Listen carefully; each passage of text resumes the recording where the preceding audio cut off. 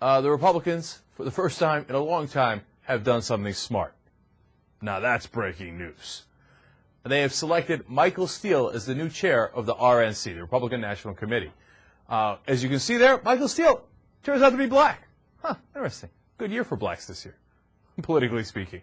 Okay. Man, even the Republicans are picking blacks. It must be a hell of a year for blacks.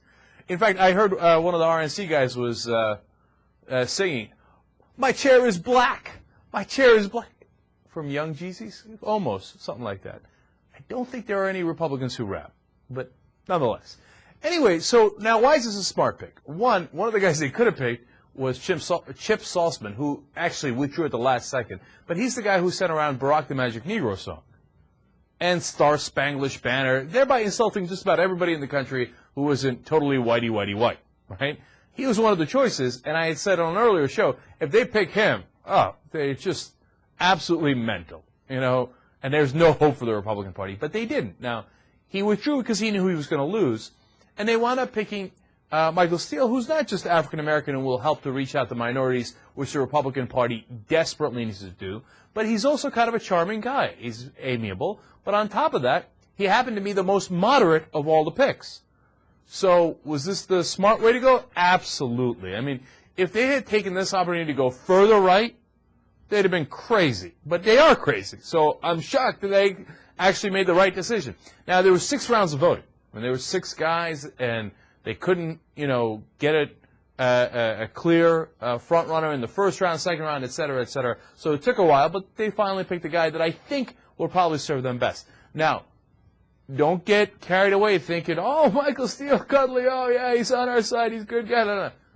Judd Legum, who used to work for Hillary Clinton's campaign and was actually one of the founders of Think Progress, was one of the top editors there, came up with a list of 5 facts you should know about the new RNC chairman, and they're a little devastating. Okay, so this is the most moderate of the choices they had. Fact number 1, Steele compared stem cell research to Nazi experiments. Oopsie doopsie. That's stem cell research that a great majority of the country is in favor of.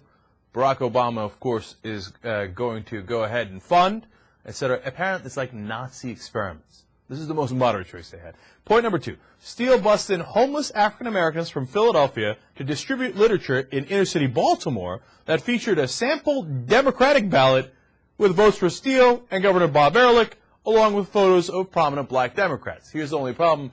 They're not Democrats. They're Republicans. Steele was running as a Republican, but he brought in people from Philly who were homeless to campaign in Baltimore, pretending that he's a Democrat and not a Republican. Stay classy, Baltimore, in that case. All right, now, point number 3. Steele once described that the R next to his name, meaning Republican, was a scarlet letter complaining that being a Republican was hurting his electoral chances. Now, that is absolutely true. And he wound up losing his bid for higher office in Maryland because he was a Republican. But for the head of the Republicans to admit that, that hurts a little bit. But you know what? They elected him to change that. So I got no problem with number 3. Number 4, Steele was endorsed by Mike Tyson during his run for Senate.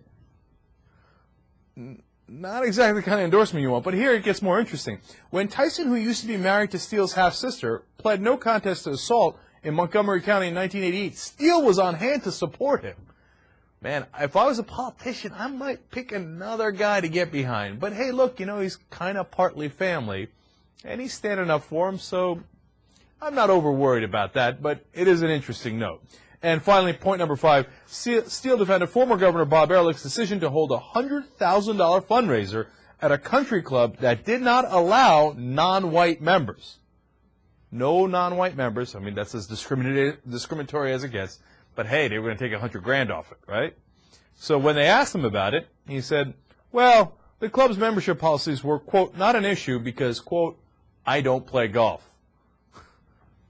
Yeah, you don't, but a lot of other African Americans do. I think there's a guy by the name, what was it? Lion? No. Bear? No. Oh, yeah, Tiger. Tiger Woods, I believe, plays golf and not allowed there. Now, look, it's not about the golf. You can't be going and raising money at an all-white club. That's madness, man. That's absolutely crazy. So out of those 5 points, I think 3 of them are fairly devastating.